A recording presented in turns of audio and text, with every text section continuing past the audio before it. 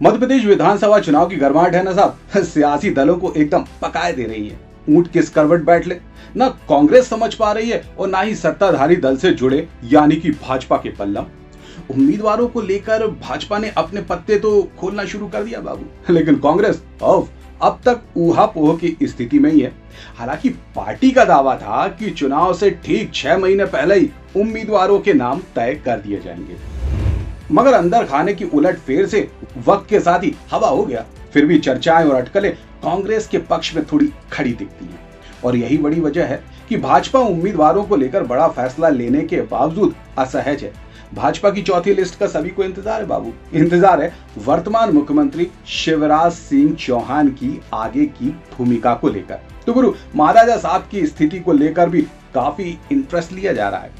उम्मीदवारों की दूसरी लिस्ट जारी होने के बाद शिवराज असहज दिखते हैं तो महाराजा साहब एकदम मौन और सधे अंदाज में, मतलब महाराजा साहब है ना साहब, बहुत सेफ जोन में बने हुए हैं, या ये भी कहा जा सकता है कि भविष्य की संभावनाओं और आशाओं को लेकर शायद रखा गया है।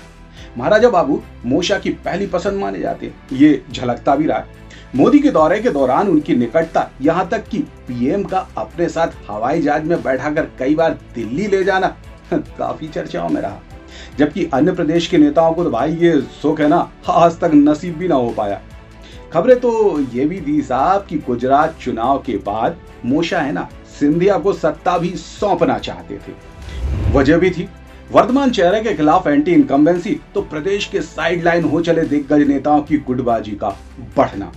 ऐसे में यदि सत्ता महाराजा साहब के हाथों में होती तो शायद नया और युवा चेहरा होने के चलते सरकार के खिलाफ माहौल तनिक बदलता और गुटबाजी पर लगाम भी। लेकिन पार्टी के भीतर ही महाराजा साहब का विरोध पसर गया।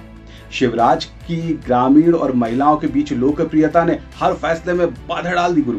लेकिन अब करो या मरो की स्थिति है। सिर्फ राज्य में सत्ता का ही सवाल नहीं, वरन आगे लोकसभा चुनाव भी एक बड़ी चुनौती है बॉस। ऐसे में मोशा का हर फैसला, हर कदम बड़ा ही सोच विचार के बाद ही है।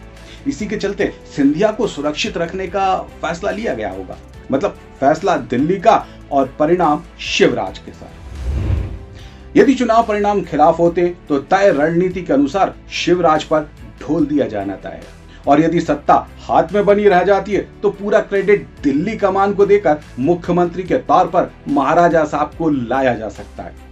सिंधिया भी बदले, तेवर से और अंदाज से भी गुरु। एक 360 डिग्री वाला जो बदलाव होता है ना, वो हुआ है। जाहिर है कि मोशा पूरा माहौल देख रहे हैं। यदि सब कुछ ठीक तो तय समझिएगा कि चुनावी मैदान में महाराजा साहब भी उम्मीदवार के रूप में ताल ठोंकते दिखेंगे।